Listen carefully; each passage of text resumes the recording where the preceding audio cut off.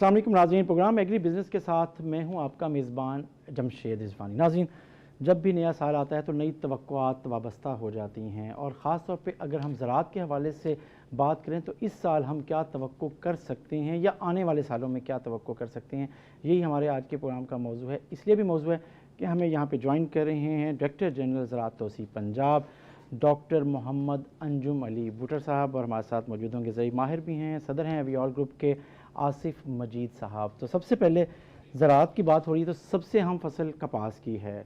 क्या इस साल में और आने वाले सालों में डॉक्टर साहब कपास की अच्छी फसल अब एक ख्वाब हो जाएगी? जो पिछले डिक्लाइन आया है तेज़ी से और आप एक तिहाई पैदावार पे आ गए हैं, तारीख़ की कमतरीन पैदावार की तरफ हम जा रहे हैं, आप क्या देख रहे हैं नए साल से? नए हम तवक्को क्या वाबस्ता कर सकते हैं कपास के हवाले से? बिस्मिल्लाहिर्रहमानिर्रहीम। शुक्रिया रिजवानी साहब। बुनियादी तौर पे जब हम कपास की बात करते हैं तो हम देही मुआशरत की बात करते हैं। हम जनूबी पंजाब के काश्तकारों की फलाह की बात करते हैं, क्योंकि कॉटन का जो मल्टीप्लायर इफ़ेक्ट है वो बाकी फसलों की निस्बत बहुत ज़्यादा है। और अगर आप पंजाब गवर्नमेंट के फुटप्रिंट देखें तो रहीम यार खां से लेके साहिवाल तक आपको कॉटन रिसर्च इंस्टीट्यूट नज़र आएंगे। रहीम यार खां, भावलपुर, मुल्तान, व्याड़ी और अभी राजनपुर में बनने जा रहा है, और अभी हम करोड़ लाली सन में भी हमारा बिजनेस है, खानेवाल में भी है। तो इतने ज़्यादा अदारे और इतने ज़्यादा साइंसदान और इतने ज़्यादा ज़री माहिर सिर्फ एक फसल पे लगाने का क्या मकसद था कि हम कपास को एक बहुत अहम फसल समझते हैं। लेकिन मैं बहुत बड़े लेकिन की बात कर रहा हूँ, लेकिन माहौलियाती तब्दीलियाँ, दूसरी फसलात की बेहतर टेक्नोलॉजीज़ और कपास का इनडिटर्मिनेट बिहेवियर होना कपास को ज़्यादा उठने नहीं दे रहा। कीमत भी एक बहुत बड़ा फैक्टर है। इनडिटर्मिनेट की इस तरह है कि कपास 3 से 4 चुनाइयाँ देती है। इसके मुकाबले में बेहतर टेक्नोलॉजी के साथ जब मक्की, चावल और कमाद इस एरिए में आया तो लोगों को वो सहल, ज़्यादा पैदावार देने वाला और ज़्यादा मुनाफा देने वाली फसल नज़र आई, तो उसकी अडॉप्शन बढ़ी। सबसे ज़्यादा कपास को एनक्रोच किया मक्की ने, उसके बाद चावल ने और फिर कमाद ने। गवर्नमेंट ऑफ पंजाब शुरू से, अगर हमारे पिछले 3-4 साल से जद्दोजहद देखें तो हम ऑफ सीज़न मैनेजमेंट के ऊपर, कीड़ों के मैनेजमेंट के ऊपर, पेस्टिसाइड एफिकेसी के ऊपर, सीड के ऊपर और फिर स्पेशली सीड सब्सिडीज़ के ऊपर इन्हें बिग वे गए हैं। हमने कोशिश की है, आप पंजाब सीड काउंसिल की मिनट्स देख लें, नई से नई वैरायटीज़ को यहाँ पे लाने की कोशिश की गई। और ये साल फिर हमारी एक बड़ी कोशिश है कि हम काश्तकार को हर तरीके से सपोर्ट करें ताकि काश्तकार इतने स्ट्रॉन्ग कंपटीशन के बावजूद कपास के एरिए को बढ़ाए। उसमें वाइट फ्लाई के ऊपर पिछले साल हमने सब्सिडी दी थी 250 रुपये फी, 300 रुपये फी एकड़ के हिसाब से, 300 रुपये फी एकड़ के हिसाब से जो सब्सिडी थी, इस साल पूरी तरह वो काश्तकार के लिए अवेलेबल है। पिंक बोलवर्म के ऊपर 1.5 लाख एकड़ के ऊपर पंजाब में सब्सिडी का ऐलान हो चुका है। काश्तकार भाइयों को याद होगा कि सिर्फ 2200 एकड़ के ऊपर हम ये सब्सिडी दिया करते थे। आज ये 1.5 लाख के ऊपर 1000 रुपये फी एकड़ के सब्सिडी के साथ 50 एकड़ के ब्लॉक के ऊपर अभी तारीख है, काश्तकार अप्लाई कर रहे हैं। 1200 से ज़्यादा एप्लीकेशंस 50 एकड़ के मुताबिक को 60,000 एकड़ की बुकिंग के लिए काश्तकारों ने अप्लाई किया है। 54 तहसीलों में ये कंपटीशन या ये जो स्कीम है, सारी मियाँ वाली से लेके सादकाबाद तक कपास वाले इलाकों में ये सब्सिडी है। गवर्नमेंट ऑफ पाकिस्तान का सीड के ऊपर बड़ा फोकस है। सीड को 3-4 तरीके से देख रहे हैं, नई टेक्नोलॉजीज़ को भी देख रहे हैं, एग्जिस्टिंग टेक्नोलॉजीज़ जो हैं उनमें से बेस्ट ऑफ बेस्ट की तलाश भी जारी है। 150 फी किलोग्राम के ऊपर फेडरल गवर्नमेंट की सब्सिडी भी है। पंजाब गवर्नमेंट ने अपनी सब्सिडीज़ भी रखी हुई है। हम भी 4 करोड़ रुपए के करीब को प्लान कर रहे हैं। तो इसके साथ साथ हमारी एप्टमा के साथ भी बात चल रही है, हैंड होल्डिंग की बात भी चल रही है, रेगुलेशन की बात भी चल रही है, सीड को काश्तकार तक बेहतर पहुंचाने की भी बात भी चल रही है। कोशिश है, अल्लाह ताला से दुआ भी है कि काश्तकार और ये मुल्क कपास को ज़्यादा से ज़्यादा एरिया पे लगाने के काबिल हो। उसमें जो इंसानी तौर पे पॉसिबल है वो कर रहे हैं और अल्लाह ताला से भी उम्मीद रखते हैं कि ये साल कपास के लिए अच्छा साल हो। अच्छा, लेकिन आपने जो बात की कि यहाँ सबसे ज़्यादा रिसर्च के इदारे यहाँ कायम किए गए हैं और यहाँ पे जो फैसिलिटेट करने की कोशिश की गई है, लेकिन नताइज देखें तो पिछले 2 से 3 सालों में वो तवक्कुआत पर पूरी नहीं उतर रहे, इदारे उतर नहीं रहे, या जो चैलेंजेस नए आए हैं, जैसे आपने माहौलियाती तब्दीली की बात की, बेहतर टेक्नोलॉजी के हवाले से आपने कहा कि उसे इम्प्रूव करने की ज़रूरत है, सीड के हवाले से बात की, तो आप समझते हैं द स्टैंडर्ड ऑफ रिसर्च आप यहाँ पे उसके ऊपर क्वेश्चन मार्क तो लोग करते तो हैं, ग्रोअर्स भी कर रहे हैं, उनको चीज़ें नहीं मिल रही, आप सेटिस्फाई हैं पर्सनली? देखिए जी, सवाल ये है कि गार्बेज इन गार्बेज आउट। आप जब इंटरनेशनली compete करने की पोजीशन में हैं और आपके पास G1, G2, G3 नई से नई टेक्नोलॉजीज इस वक्त हैं, डिटेल की ज़रूरत नहीं है, बोलगार्ड टेक्नोलॉजीज़ हैं, वीडियोसाइट के ऊपर टेक्नोलॉजीज़ हैं, स्टीवर्डशिप के साथ हैं, आप एग्जिस्टिंग अपने साइंटिस्ट को जो स्पेस दे रहे हैं उसी स्पेस के अंदर तो पंजाब ने 10 मिलियन बेल निकाली है ना सर। इन्हीं साइंटिस्ट की वैरायटीज़ तो पंजाब के अंदर लीड करती रही है ना सर। आज वैरायटीज़ के अंदर क्लाइमेट स्मार्ट होना एक चैलेंज है सर। हम गर्मी में बोल शेडिंग का शिकार हो जाते हैं, सर्दी में फोर्स्ड मैच्योरिटी का शिकार हो जाते हैं, तो ये साइंटिस्ट के लिए चैलेंज तो है, लेकिन हमें दुनिया के साथ अच्छी टेक्नोलॉजीज़ का असूल के लिए कोशिश करने में तो कोई हर्ज नहीं, कोशिश हो रही है। और इस साल मुझे लगता है कि गवर्नमेंट कुछ ना कुछ काश्तकार के लिए टेक्नोलॉजी के हवाले से बेहतर करने जा रही है। आपने बात की है कि तवक्को की जा रही है, पहली दफ़ा मैंने जब से प्रोग्राम कर रहा हूँ कोई ज़िम्मेदार शख्स ने ये कहा है कि तवक्को की जा सकती है सीड की टेक्नोलॉजी के हवाले से, उसकी शायद अडॉप्शन के हवाले से। आसिम मजीद साहब, आप क्या समझते हैं कि जो चैलेंजेस माहौलियाती तब्दीली के हवाले से हैं, सीड टेक्नोलॉजी के हवाले से हैं, हल क्या है? कपास क्योंकि मैंने पहला मौजू है हमारे इस प्रोग्राम के सेगमेंट का कि इस साल में तवक्कुआत जो हमारी की जानी चाहिए, आपके नज़दीक यही चैलेंज यही बातें हैं जो अंजुम भट्टर साहब ने बात की है, या आप समझते हैं कि नहीं इसके साथ हमें ये भी करना पड़ेगा? ना मसला तो खैर रिसर्च का ही है। रिसर्च मतलब टेक्नोलॉजी देखें ना, हम लीडिंग थे काटन में, पहले तो बात हो चुकी है कि वन ऑफ द बेस्ट है दुनिया में हम, वायरस से पहले। वायरस ने आकर हमारा सिस्टम तब्दील किया, उसकी वजह से सिस्टम सारी अदरवाइज वैराइटीज़ ने, आप 78 की बात कर लें, MN 93 की बात कर लें, CM 70 की बात कर लें, ये वैरायटी चलती थी बड़ी लंबे अरसे के लिए और बड़ा सिस्टम बड़ा अच्छा था। जब वायरस आई तो वायरस के बाद हर 2-3 साल बाद वैराइटीज़ बिल्कुल ही कोलैप्स हो गई और उसके बाद सिस्टम बिल्कुल ख़राब हुआ। वायरस ने बड़ा किया।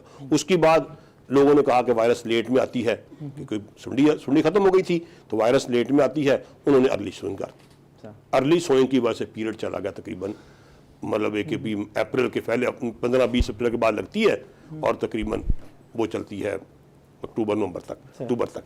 अब वो इतनी लंबी काटन हो गई जो 120 दिन की 160-40 दिन की होनी चाहिए थी, वो चलेगी मतलब एक 7-7 महीने की, जो मतलब एक तकरीबन 4-5 महीने मैक्सिमम होनी चाहिए थी। वो अब इतना जब पीरियड लंबा होगा, इनपुट कास्ट देखें ना, अंजुम भट्टर साहब जानते हैं, मैं कहता हूँ कि अमेरिका की सबसे बड़ी फसल ये है मकई है सर। वो 120 दिन से शुरू हुई अंजुम साहब, आ गई 80 दिन के ऊपर। एक दिन के लिए $1 बिलियन खर्च कर रहे हैं रिसर्च पे कि कितना एक दिन कम किया जाए, कि प्रोडक्शन बढ़ाई जाए और डेज एक फील्ड में रहना, कास्ट बढ़ती है ना जी, बिल्कुल सही है। बंदे की लेबर कास्ट है, चीजें हैं, इनपुट कास्ट है, उसके बाद मतलब है कि प्रोडक्टिविटी कम होती है। तो हमारा तो ये कंसेप्ट ही नहीं है सर। क्रॉप्स में चीजों में हम इसकी तरफ तो जा ही नहीं रहे। काटन तो खासकर लंबी होती गई। अब काटन को लोग कहते हैं फरवरी में काश करें जी, फरवरी से लेके काश शुरू होती है और जाती है up to May and June के 15-20 तक। हमारी रिकमेंडेशन है 10 जून तक, तो 10 जून तक हम रिकमेंडेशन करते हैं। तो इतना लंबा पीरियड सोइंग का, ये कोई रिकमेंडेशन? ये तो मैं कहता हूं कि जिस दिन 15 फरवरी से 15 जून वाली काटन कामयाब होगी तो काटन होगी। वो होगी तो अदरवाइज ये काटन हो नहीं सकती। जिस तरह ये लंबा साइकिल चल रहा है, कोई प्रोडक्टिविटी नहीं रहती। जिस तरह मकई की बात कर रही है, 100 मन पैदावार आ रही है, 110 पैदावार आ रही है मेरी टेक्नोलॉजी। अब दिन मेरे मतलब छोटे हैं, 3 में 2 फसलें ले रहा हूं, तो मैं काटन पे क्यों जाऊंगा कि मेरी कास्ट मतलब देखिए जो लेती थी 5 पानी 5 से 6 पानी चली गई 15 तक पानी तक। जो लेती थी 2 बोरी 2.5 बोरी यूरिया वो चली गई 6 से 8 बोरी यूरिया पे। जो स्प्रे होते थे 5 से 6 वो चले गए 15 से 20। तो ये जो चीज है वो उससे कास्ट इतनी बढ़ जाती है कि उसकी वायबिलिटी रहती नहीं है, प्रोडक्शन कम होती जा रही है।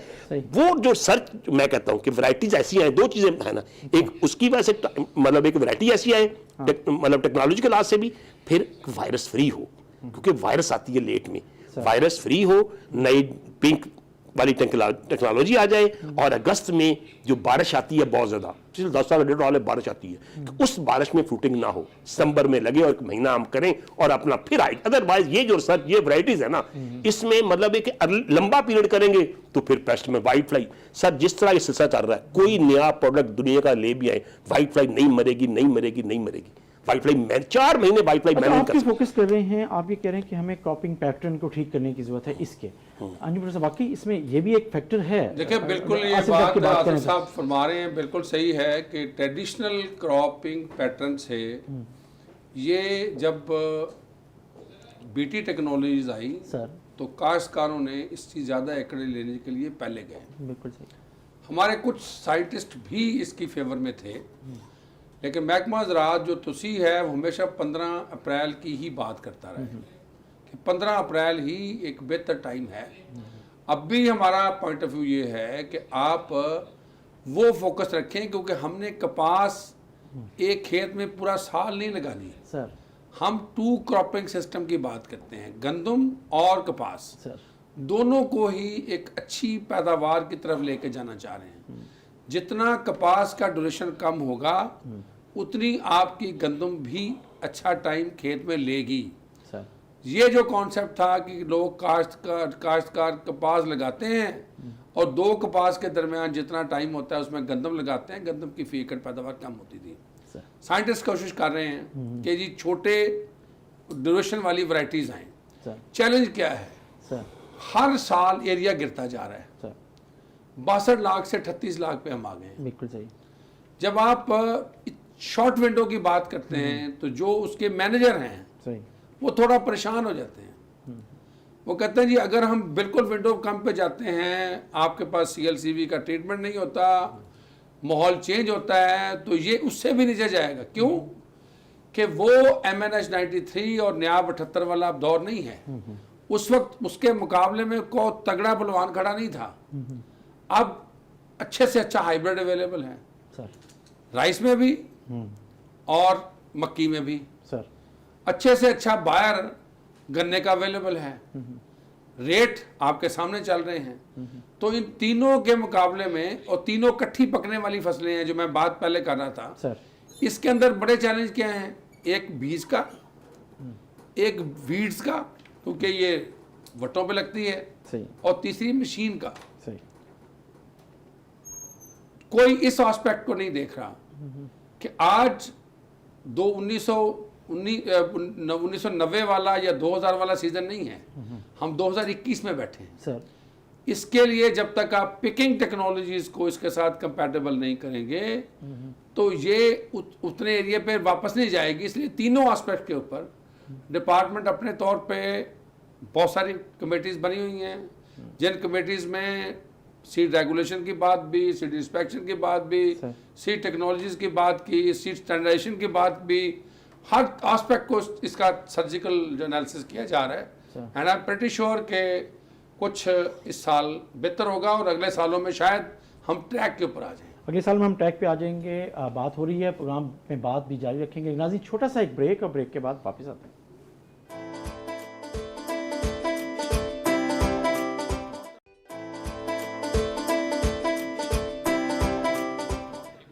वेलकम बैक नाज़रीन। हम बात कर रहे हैं ज़राअत पे और उससे हवाले से जो तवक्कुआत हैं नए साल में और आने वाले सालों में वो क्या हैं, क्योंकि DG एग्रीकल्चर एक्सटेंशन पंजाब हमारे साथ मौजूद हैं। ब्रेक पे जाने से बात हो रही थी। आसिम जी साहब आपने भी बात की और आप दोनों ने बात की सीड टेक्नोलॉजी, बेहतर से बेहतर सीड टेक्नोलॉजी की। आप समझते हैं डॉक्टर अंजुम भुट्टो साहब कि हम उसके अडॉप्शन की तरफ रुकावट क्या आई है? बहुत अरसे से ये तवक्को की जा रही थी कि अच्छा बीज हमें आपको लेनी पड़ेगी, ये टेक्नोलॉजी जैसे दुनिया के दूसरे ममालिक ने ली है, हम क्यों नहीं ले सके? तहफ़्फ़ुज़ात क्या रहे और क्या अब उसमें कोई लचक है? हमारे तहफ़्फ़ुज़ात दूर हुए हैं ये क्या? देखिए जी, जब हम बीज की बात करते हैं तो जाहिर है बीज की रेगुलेशन की बात भी करेंगे, तो उन कवानीन की बात भी करेंगे। तो बहुत अरसे से हमारा काश्तकार और जो क्रॉप मैनेजर्स हैं वो ये सोचते रहे कि इसके लिए नई लेजिस्लेशन होनी चाहिए। 2015 में हमारे पास कॉटन एक्ट आ गया, 2017 में इसके रूल्स आ गए, उसके बाद प्लांट बिल्डर राइट्स आ गए।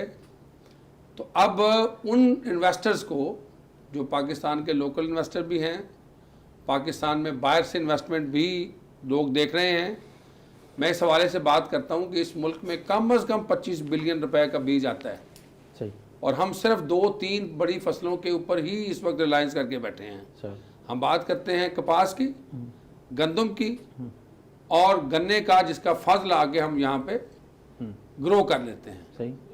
राइस में भी हम हाइब्रिड पे चले गए हैं, लोकल हमारी वैरायटीज़ हैं, उसका अपना शेयर है। बाकी हमारा सीड किधर से आता है? सही। तो we want international investment with the local partners. सही। हम कोशिश, वो एक्ट मौजूद है, उनके ऊपर ट्रू टू सेंस इम्प्लीमेंटेशन की ज़रूरत थी।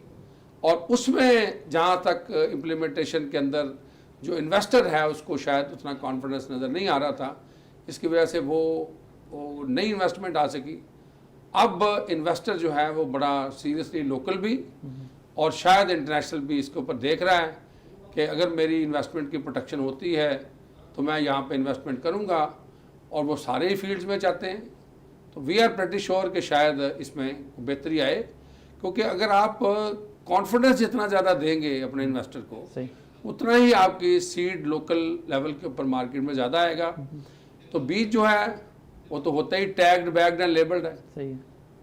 बनौला बीज थोड़ा होता है। बिल्कुल सही। और बनौला बेचने वाले और सीड बेचने वालों का भी आपको पता है। सही। तो इसलिए हम तो सिर्फ ये चाह रहे हैं कि जो मुल्क की कवानीन हैं वो पूरी तरह नाफज हों। सही। तो ये गवर्नमेंट चूँकि कवानीन को पूरी तरह नाफज कर रही है, तो इसलिए इंशाल्लाह हम उम्मीद करते हैं चीज़ें बेहतर हो। अच्छा, आप जो बात करें इसका मतलब ये है कि जो उससे पहले नई टेक्नोलॉजीज़ को अडॉप्ट करने से पहले जो तैयारी करने की ज़रूरत थी हमें कवानीन के हवाले से, कोई जो हमें यहाँ पे ऐसा निज़ाम बनाना था वो अब मुकम्मल हो गया है। अब आप तैयार हैं, आप एक्सेप्ट कर सकते हैं। वो 2016-17 तक 100% मुकम्मल था। अब मुकम्मल था। आपने एक बात की कि निजी शोबे को आगे आना होगा, ये इंटरनेशनल भी आ रहे हैं, इन्वेस्टमेंट आ रही है और लोकल पार्टनर्स के साथ। आसिम जी साहब, आप लोकल पार्टनर, आप लोकल, अगर हम देखें प्राइवेट बिजनेस में इन्वॉल्व हैं, आप प्राइवेट बिजनेस के तौर पे देखते हैं, इन्वॉल्व होते हैं प्राइवेट सेक्टर के तौर पे, आप समझते हैं हमारा प्राइवेट सेक्टर इस सी टेक्नोलॉजी की अडॉप्शन में इंटरनेशनल इन्वेस्टर के साथ पार्टनरशिप के लिए तैयार है? और क्या वाकई यहाँ पर जो इस कॉटन बिजनेस में इन्वॉल्व रहे हैं वो खुद इनिशिएटिव लेने को अब तैयार हैं इस स्टेज पे? असल जो कॉटन की बात है ना, एक कॉटन का जो स्पेसिफिक है ना, वो है तकरीबन 2-3 फर्में हैं दुनिया में, 2 कह लें, जो टेक्नोलॉजी की बात कर रहे हैं। टेक्नोलॉजी, हम जो GMO की बात करते हैं ना, वो जो असल इशू था GMO का कि वो मोंसेंटो थी, या मतलब है कि आप सिंजेंटा कह लें, 2 कंपनीज हैं जिनका अब बियर बन गई है और माइक्रो सिंजेंटा है। उनका टेक्नोलॉजी वो तो आनी थी उनके थ्रू ही। चाइनीज़ टेक्नोलॉजी या बात कर लें या बाकी, वो उस तरह की नहीं थी, वो आना ज़रूरी था। वो अभी तक तो नहीं लग रहा। मतलब जो ये बात करते हैं ना हम, जो अभी भी देखें ना, दुनिया में सेकंड की भी लॉन्च हो जाएगी 23 में, 22 में। सेकंड मैनेजमेंट की भी, जिस तरह बोलवर्म की सुंडियाँ मैनेज हो गई ना पिंक रहा मसला, नहीं पिंक मसला है, स्पॉटेड और अमेरिकन सुंडी खत्म हो गई, लेकिन एक पिंक मसला था। पिंक की मैनेजमेंट मतलब है कि हम कर सकते थे, टेक्नोलॉजी अगर होती तो मे बी इसको भी हम कर लेते, बोलगो 2 या वेब कार्ट वाला वो आता तो मे बी अब तक पिंक भी मैनेज हो गया होता, लेकिन वो नहीं हुआ। अब उसके बाद सेकंड की आ रहे product with in next year. वो टेक्नोलॉजीज आई होती हैं तो चीज़ें 97 से दुनिया में चल रही हैं। मतलब एक इंडिया ले गया, इंडिया की कॉटन की ग्रोथ, हम कहते हैं ये भी एक बड़ा फैक्टर है कि अगर एरिया बड़ा है, पैदावार उनकी कम है, उनका एरिया, उनकी बरानी कॉटन बहुत है, उनकी प्रोडक्शन हमसे बहुत कम है, वो हम बात नहीं कर रहे, लेकिन एरिया इतना इंक्रीज कर गया जितनी हमारी वीट है उससे भी ज़्यादा उनकी काटन है। जैसे टोटल हमारी वीट सबसे बड़ी क्रॉप है, उससे ज़्यादा मतलब एक काटन लग रही है। तो काटन की पैदावार प्रोडक्शन में नंबर 1 चला गया वो, इस वजह से सिर्फ कि टेक्नोलॉजी अडाप्ट की, अदरवाइज उनकी 5 मन थी, सुंडी उनसे मरती नहीं थी, अमेरिकन सुंडी, नचत कबड़ी सुंडी, हम फिर भी मैंने कर लेते थे। पाकिस्तानी ग्रोथ मच बेटर था, मतलब एक इसको मैंने करता था, लेकिन वहाँ नहीं होती थी। अब उसकी बस टेक्नोलॉजी हमने लेके नहीं आए। अब जिस तरह हमने बात की है कि हम अप्रैल में लगाते हैं, या तो फिर हमारे पास बॉल ओपनर और लीफ शेडिंग वाला दोनों हो। हमारे पास आज कोई ऐसी चीज नहीं लेके आए हम। पहले पिक्स होती थी, अब ऐसी कोई वैरायटी नहीं है जिसमें पिक्स किया जा सके कि मतलब 25 दिन फुलडी लगती है उसको बाद पानी दे के उठाती है, खाद और पानी दे के चलाना पड़ता है कि इतना जोर लगता है कि उसका मतलब है भी रूट डेवलपमेंट पूरी नहीं होती, उसमें फूल रूट का लोड पड़ जाता है। फूल लोड पड़ता है, देख के वो कहता है खाद भी डालो, उसमें स्प्रे भी करो, और वो चीजें होती हैं। वैरायटी का स्ट्रक्चर तब्दील करना होगा हमें, या फिर हमने बोलो अपने मतलब एक मशीनरी है, हमारी मैकेनाइजेशन है। बात कर रहे हैं कि अगर हम कहीं से अडॉप्ट करते हैं, मार्केट में अवेलेबल है, इंटरनेशनल मार्केट में, अब हम उन्हें वेलकम करने को तैयार हैं। जैसे इम्कान इस बात का है कि हुकूमत या महकमा ज़राअत जो है वो उसको वेलकम करने के लिए, मैं फिर बात कर रहा हूँ, तैयार है। क्या हमारा प्राइवेट सेक्टर भी तैयार है? बिल्कुल तैयार है, इसमें कोई बहुत अच्छे माशाल्लाह लोग हैं, ऐसी कोई इश्यू नहीं है। टेक्नोलॉजी का जो सिस्टम पीबीआर, जो अभी तक देखे ना, अभी तक जो कंफ्यूजन है ना फेडरल की और पंजाब की, अभी तक भी कोई ऐसी चीज नहीं है। पीबीआर जो रूल्स हैं अभी मतलब इंप्लीमेंट नहीं हुए प्रॉपर। मैं जो हमजे साहब मतलब एक पीबीआर का अभी तक प्रॉपर उसका जो बनाया था इन्होंने, उसका कोई वो बना हुआ है, 3 साल हो गए हैं, मतलब एक पिछली गवर्नमेंट में ही हो गया था, लेकिन उसका अभी तक भी मुझे नहीं मतलब एक पता कि उसका अभी तक भी कोई हुआ है। वो इतना स्लो है, वैरायटीज अप्रूवल सिस्टम बड़ा स्लो है। चीजें जितनी ब्रीडिंग रिसर्च में या वैरायटी सिस्टम में जो अब बात कर रहे हैं हम कि 25 अरब का सीड बाहर से आता है, यार ये एक सीड भी बाहर से नहीं आना चाहिए, हम उल्टा एक्सपोर्ट करें। थोड़ा सा सिस्टम को डेवलप करने वाली बात है। इनब्रिड लाइंस हैं, गवर्नमेंट का सिस्टम है। अभी तक हमारे पास गवर्नमेंट के पास अयूब सर सबसे बड़ा अदारा था, एक टोमेटो का सीड बनाया, 1-2 हाइब्रिड अभी शुरू हुआ है। मेज में तो वो इतना सक्सेसफुल नहीं है, लेकिन कम से कम चलो टोमेटो का सीड है, एक हाइब्रिड बना है जो थोड़ा सा इसकी एक्सेप्टेबिलिटी है। बाकी तो किसी में आई नहीं अभी तक एक्सेप्टेबिलिटी, जो लोकल हाइब्रिड की बात कर रहे हैं कि इनब्रिड लाइन गवर्नमेंट के पास नहीं है, तो प्राइवेट सेक्टर जो है नेशनल अब सीड है ना जी, अब सीड जो मतलब लोकल डेवलप होना भी शुरू हुआ है, मतलब हाइब्रिड बनाना शुरू किया है 2-3 कंपनीज ने, तो वो भी अपनी लाइनें नहीं दे रहे हमें गवर्नमेंट लेवल पे ये लेना होगा कि लाइनें हमें दें। वो खुद बंदे आते हैं, खुद पॉलिनेशन करते हैं, वो बनाते हैं, फिर देते हैं। हमारे पास इतना सीड नहीं हो सका अभी तक कि जिस तरह मतलब है कि उनके डिपेंडेंट हैं अभी, क्योंकि एक वैरायटी मैं बनाता हूँ वेजिटेबल की, मैं लेता हूं, जब मैं लेने जाता हूं कहते हैं कि खत्म हो गया जी, वैरायटी एक्सपायर होगी। ये टेक्नोलॉजी हमारे पास आएगी, सिस्टम इसका बनेगा हाइब्रिड का, और जो नई टेक्नोलॉजी की बात कर रहे हैं, तो फिर ये चलेगा। इस तरह नहीं चलने वाला। मेज में आया, मल्टीनेशनल पायनियर थी। कॉटन में कैसे स्टार्ट कहां से? काटन में देखे ना, काटन तो ठीक करनी है गवर्नमेंट नहीं। मैं आज भी कहता हूं कि ये होने वाली नहीं है जिस तरह हम चाह रहे हैं। ये अगले साल भी नहीं, मतलब हो सकती है काटन, ये नहीं मैं कहता नहीं हो सकती, लेकिन ये है कि बड़ी स्ट्रॉन्ग कमिटमेंट होगी। मतलब ये मैं बात कर रहा हूँ इमरान खान लेवल की, या मैं बात कर रहा हूँ मतलब एक वजीरा लेवल की, ये मतलब एक एक्सटेंशन लेवल की या कोई सेक्रेटरी लेवल की बात नहीं मैं कर रहा, या मिनिस्टर लेवल की।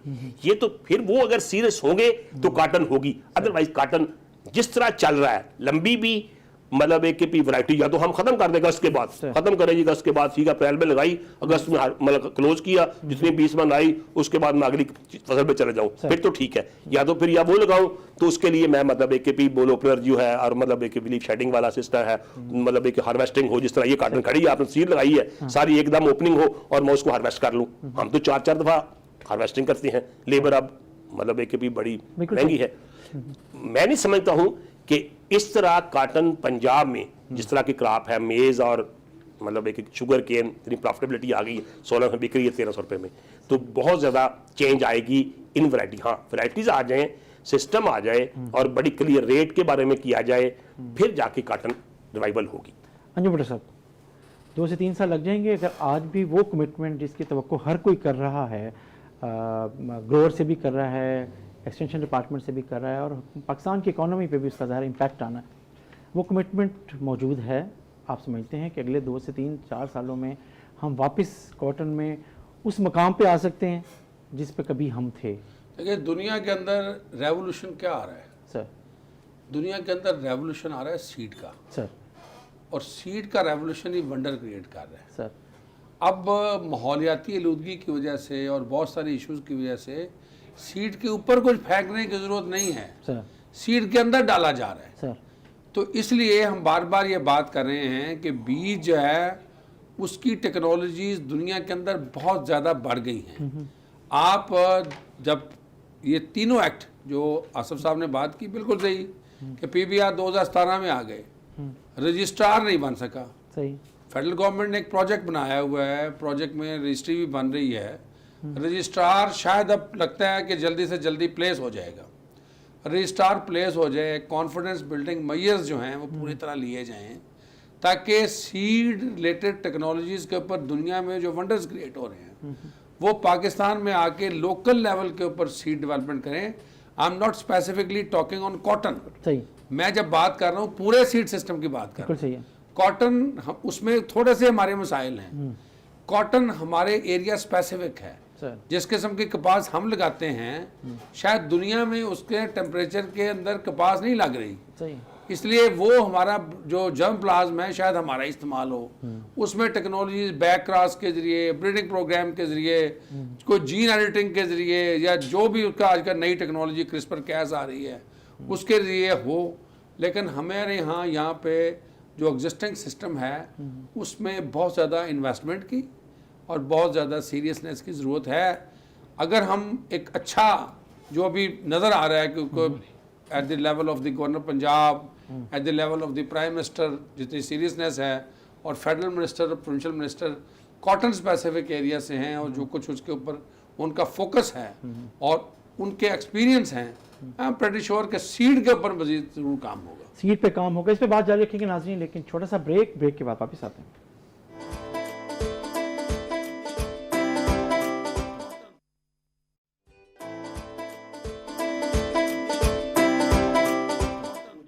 वेलकम बैक नाज़रीन, हम बात कर रहे हैं इस दफ़ा इस साल में जो तवक्को है ज़राअत के हवाले से वो क्या हैं। गंदम के हवाले से अगर हम बात करें तो इस दफ़ा पंजाब में रिकॉर्ड काश्त हुई है और इसी वजह से तवक्को भी की जा रही है कि पैदावार भी में भी इजाफा उस हिसाब से, उस परसेंटेज के हिसाब से हो सकता है। अचीवमेंट है आपके एक्सटेंशन डिपार्टमेंट की और फार्मर्स की भी और ग्रोअर्स की भी। आप समझते हैं कि इसका इम्पैक्ट प्रोडक्शन पे क्या आ सकता है?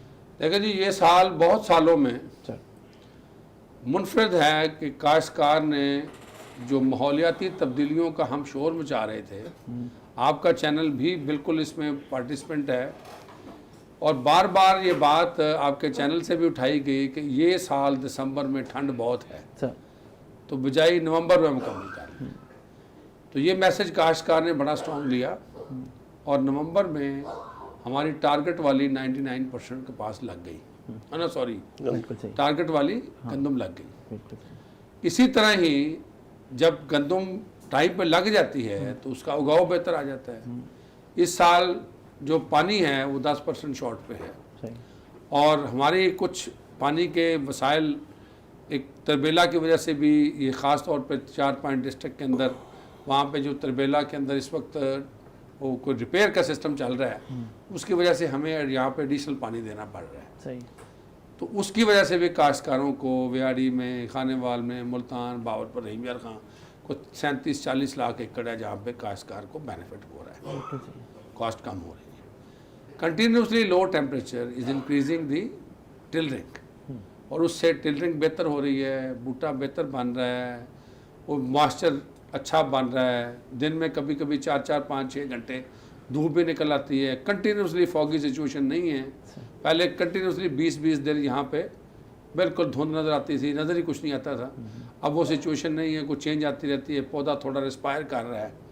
तो आज की सूरत हाल में अगर मैं देखूँ, ये अगर मैं फास्फोरस फर्टिलाइज़र की भी देखूँ तो उसमें कोई बहुत ज़्यादा सिग्निफिकेंट कमी नहीं है, लेकिन उसको टाइम ने कंपनसेट कर दिया है। तो अब हम ये कह सकते हैं कि काश्तकार के लिए जो बड़ा चैलेंज है, जड़ी बूटियों का चैलेंज था, उसका चैलेंज अब गुजरता जा रहा है क्योंकि क्रॉप अब कद अपना बढ़ा रही है सर, तो अब वो क्रॉप रल गई है, उसमें कोई इशू नहीं। अब चैलेंज है रस्ट वाला। सर रस्ट का चैलेंज जो है वो टेम्परेचर का कोई पता नहीं होता, किसी वक्त भी टेम्परेचर इंक्रीज करता है। तो मेरी रिक्वेस्ट होगी कि वो प्रीएम्प्टिव जाएं, जिस तरह पहले भी मैंने आपके प्रोग्राम में कहा था कि अगर वो उन्हें नज़र आ रहा है कि यहाँ पे रस्ट का अटैक है, उन्हें फोरकास्टिंग भी हो सकती है, वो मुशाहिदा भी कर सकते हैं, वो लीफ स्टेज भी देख सकते हैं, वो निशान भी देख सकते हैं, वो गर्दा देख सकते हैं। जो पीले रंग होता है वो ज़रूरी नहीं है कि सारी रस्ट हो, उसमें अगर कपड़ा फेरेंगे कपड़े को लग रही हो तो रस्ट होगी, तो इमीडिएटली स्प्रे करें ताकि उसका नुकसान कम से कम हो। पिछले साल काश्तकार ने बड़ा कोऑपरेट किया था, 44 लाख एकड़ के ऊपर हमने स्प्रे किया था। इस साल मेरी गुजारिश होगी कि काश्तकार हर उस जगह जहाँ पे उसको डाउट है या पिछले सालों में आया है उसको ज़रूर देखें, क्योंकि इस साल हम आधा मन फी एकड़ भी अफोर्ड नहीं करते सही कि क्रॉप गिरे।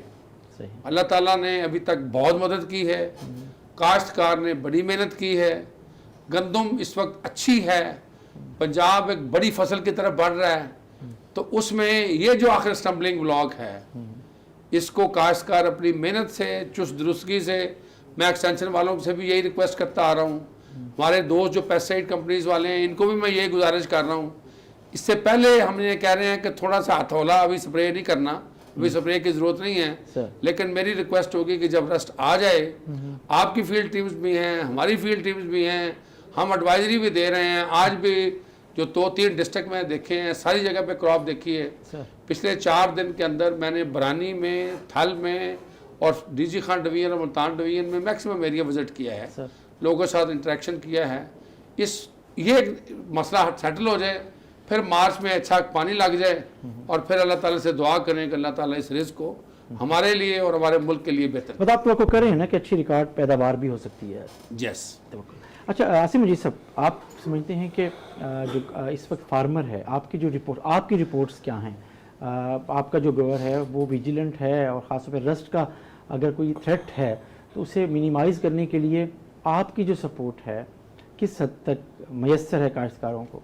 बिल्कुल मैं एग्री करता हूँ मोटर साहब कि गंदम अच्छी है, बहुत अच्छी है, लोगों ने बड़ी इन्वेस्टमेंट की है, टाइमली सोइंग की है, फर्टिलाइज़र जो समझती हैं उन्होंने कोशिश कर रहे हैं, और हर्बिसाइड की भी बहुत टाइमली और अच्छा उन्होंने मैनेज किया है। मतलब कोई ऐसा है नहीं, बेशक वो पानी की मैनेजमेंट है, कोशिश कर रहे हैं कि चीज़ें अच्छी हों। अब है 2 ही चीज़ें हैं, एक रस्ट और एक मार्च का महीना। मार्च का मौसम जो है ये भी एक बड़ा बहरहाल इम्पैक्ट आता है उसका, उस वक्त ग्रीन फीलिंग होना चीज़ें होती हैं, मतलब ये एक बड़ा। और रस्ट के लिए मैं समझता हूँ कि साल दवाई एग्रेशन बड़ी है, फार्मर खुद बड़ा, क्योंकि उसने लास्ट देखा है, वो बिल्कुल बड़ा कॉन्शियस है, वो अर्ली कहता है कि ये अभी करें, हम कहते हैं ज़रा सब्र करें अभी इतना है नहीं, लेकिन वो आज भी स्प्रे करने के मूड में है कि मैं इतना ज़्यादा है कि वो कहता है कि मैं कहीं लेट ना हो जाऊँ या कहना हो कि मेरा नुकसान हो जाए।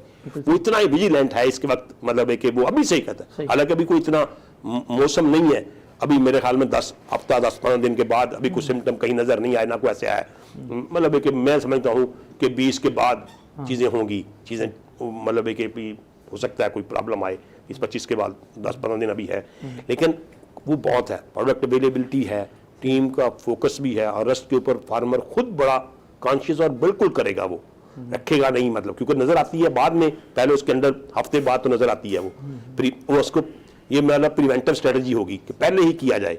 उसके लिए मौसम जब आए, टेम्परेचर और हमें ह्यूमिडिटी का कहना चाहिए कि ये हो तो उसको स्प्रे करनी चाहिए, अदरवाइज हम देखेंगे आएंगे तो फिर वो कम से कम फिर वो लेट होगा, क्योंकि फिर 2 से 3 स्प्रे बढ़ जाएंगे। ये तकरीबन 15 मार्च तक भी हो सकता है कि फरवरी का आखिरी, मतलब मिड फरवरी से 15 फरवरी ज़्यादा इंपॉर्टेंट है, लेकिन मौसम के लिहाज से पहले भी आ सकती है, कॉटन वीट अच्छी है।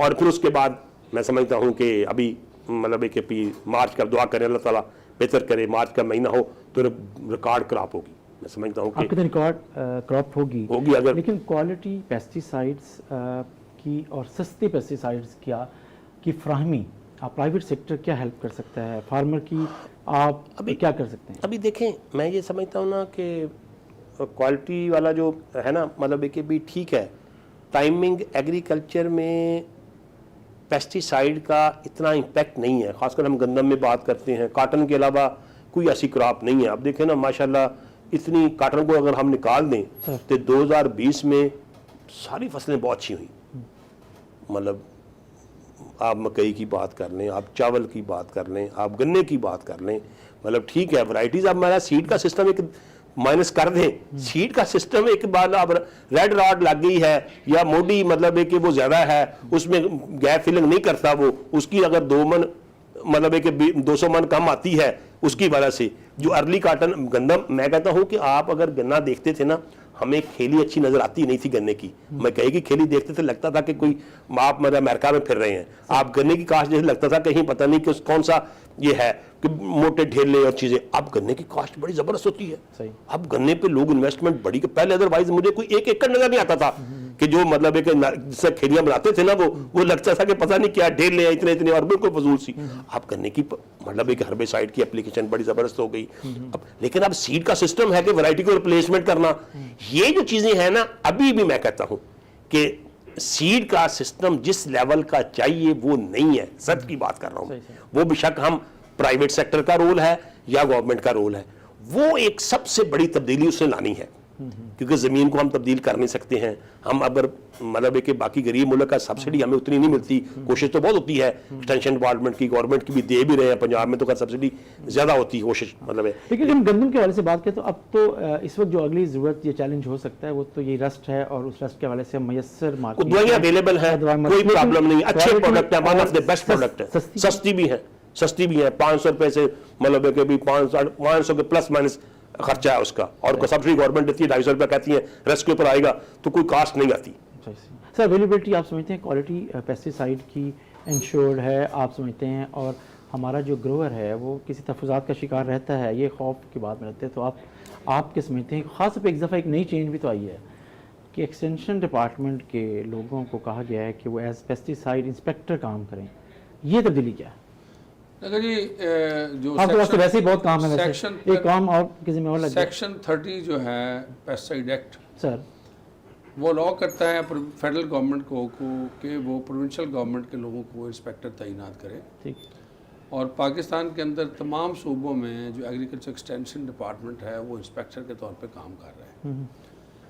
यहाँ पे एक्सटेंशन जो है वो 11,000 लोगों के ऊपर मुश्तमिल एक बड़ी फोर्स है, जिसका एक आम काश्तकार से लेके अपर एक्लोन तक सबके साथ रिलेशनशिप होता है। They are facing the complaints sir, और इस वक्त 22,000 से ज़्यादा डीलर्स शॉप्स हैं सर, जहाँ पे ये पेस्टिसाइड का बिजनेस होता है।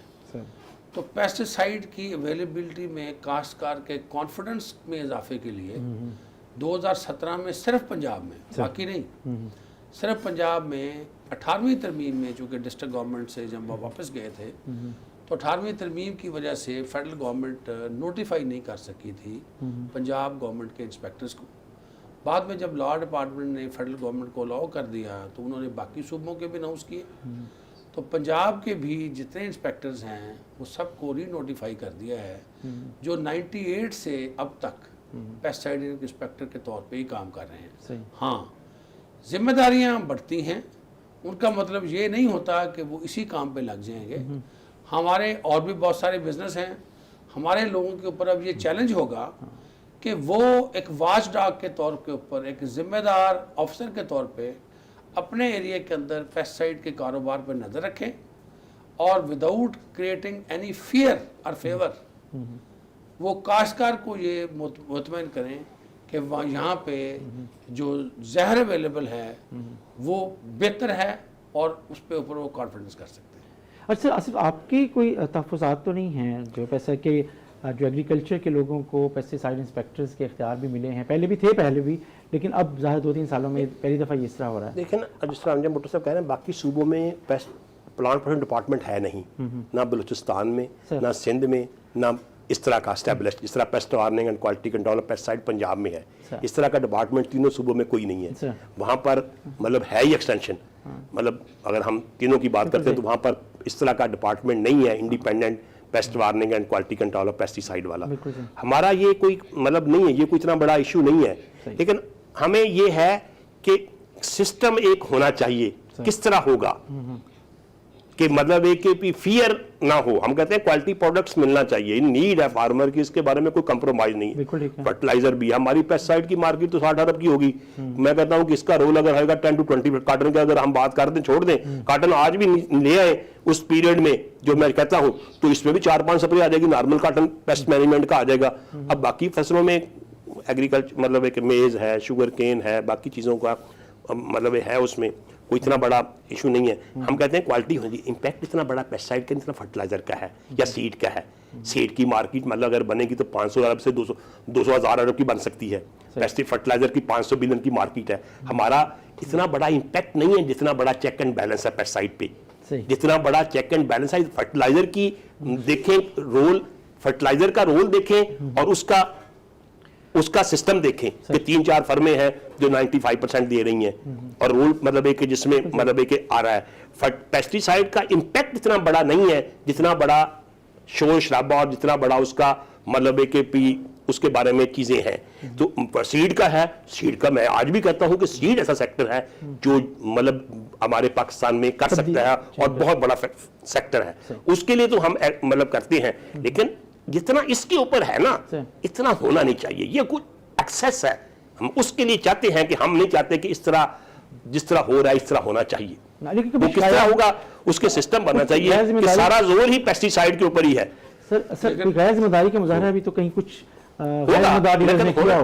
लेकिन मैं इसमें सिर्फ ये ऐड करना चाहूँगा कि जो पेस्टिसाइड है उस एक्ट के अंदर कुछ रूल्स एंड रेगुलेशन बड़े क्लियर हैं सर। पेस्टिसाइड पाकिस्तान के अंदर इंपोर्ट होती है सर, रजिस्टर होती है सर, फार्मुलेट होती है, सेल होती है। बिल्कुल सही। आज पेस्टिसाइड सेक्टर में कुछ 70 से ज़्यादा हाई कोर्ट में केसेस हैं। हमारा पेस्टिसाइड इंस्पेक्टर किसी फार्मुलेशन प्लांट में नहीं जा सकता, बिल्कुल सही। हम सिर्फ डीलर्स की दुकान पे जा रहे हैं। हम पेस्टिसाइड सेक्टर के अंदर काश्तकार के कॉन्फिडेंस को बहाल करने की कोशिश कर रहे हैं।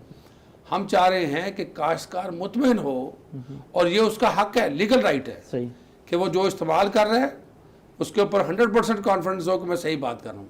क्योंकि ये पेस्टिसाइड अडल्ट्रेशन के इशू नहीं है, ये पेस्टिसाइड एप्लीकेशन के इश्यूज भी हैं। बिल्कुल सही। जब मैं जिम्मेदार से बात करता हूँ एज ए जरी कारकुन कि यार आपकी नोजल सही नहीं है, आप प्रेशर सही नहीं है, आप स्प्रे नहीं ठीक करते, वो मुझे कहते हैं कि आपकी तो क्वालिटी सही नहीं है। सही। तो मैं अगर उसे ये कॉन्फिडेंस दे दूं कि क्वालिटी इज द बेस्ट, तो क्या मैं पेस्टिसाइड सिस्टम को बेहतर नहीं करूंगा? इसलिए मैं इनको भी यकीन दिलाता हूं और आपके तवज्जुह से बाकी को भी लोगों को यकीन दिलाता हूं कि जो भी इस वक्त पंजाब में हो रहा है वो काश्तकार के भले के लिए हो रहा है और इंडस्ट्री के खिलाफ नहीं हो रहा। इंडस्ट्री के खिलाफ नहीं हो रहा। बहुत शुक्रिया डॉक्टर अंजुम भुट्टर साहब, आपने हमें ज्वाइन किया। आसिफ मजीद साहब, आपका शुक्रिया, आपने हमें ज्वाइन किया। और अहम बात नाज़रीन यही है कि डीजी एक्सटेंशन हज़रात अंजुम भुट्टर साहब ये यकीन दिला रहे हैं कि हमारे इक़दामात से या हुकूमत की तरफ से जो इक़दामात किए गए हैं वो यकीनन आने वाले दिनों में कपास और दूसरी फसलों पर उसका जो इम्पैक्ट होगा वो यकीनन नज़र भी आएगा और अच्छे नताइज मिलेंगे। इसके साथ ही नाज़रीन अपने मेज़बान जमशेद वानी को इजाज़त दीजिए। अल्लाह हाफ़िज़।